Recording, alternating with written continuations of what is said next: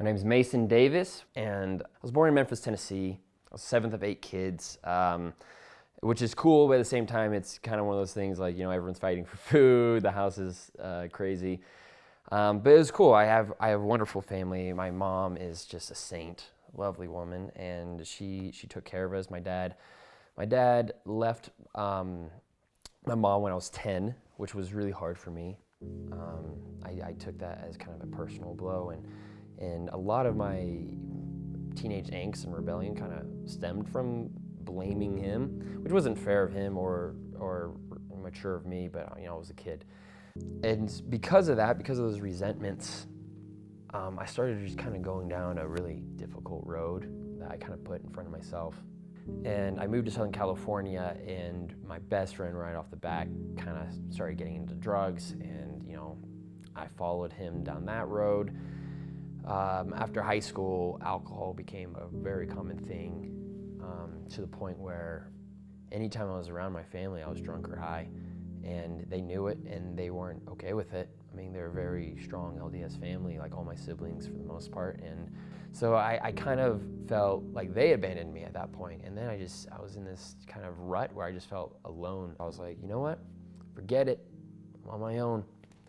I was living in this house with some friends, and a person knocks on the door after 3 months of us spending every night just parties after parties. And someone knocked on the door, and they're like, I open it up, and it's this woman in this business suit. I'm like, what are you doing here? And she's like, what are you doing here? It's like, I work for the bank, and we own this property. We foreclosed it 3 months ago. I was like, well, we moved in here 3 months ago. And they're like, okay, well, the former tenant copied a key and has been scamming you and getting money from you.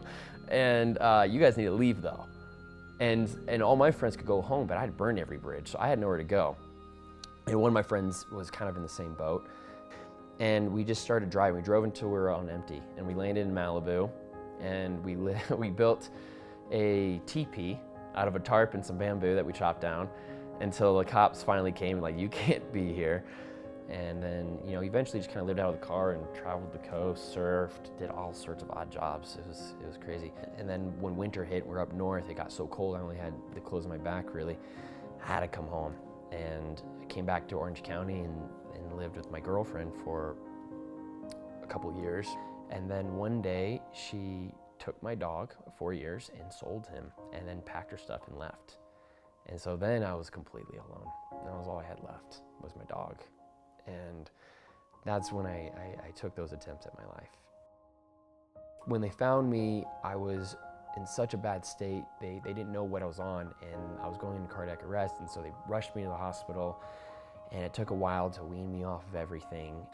And I remember my mom came in, and it was just like, this is nothing that no son or daughter should ever make their parents see. And for her to kind of walk in on me like that in the hospital room was just, in the ER, was just so hard. Once they kind of cleaned me up a bit, they said I could go home. And that was when Luke Facer knocked on my door and invited me to go snowboarding with the YSA group. Yeah, and that's what brought me back to the church.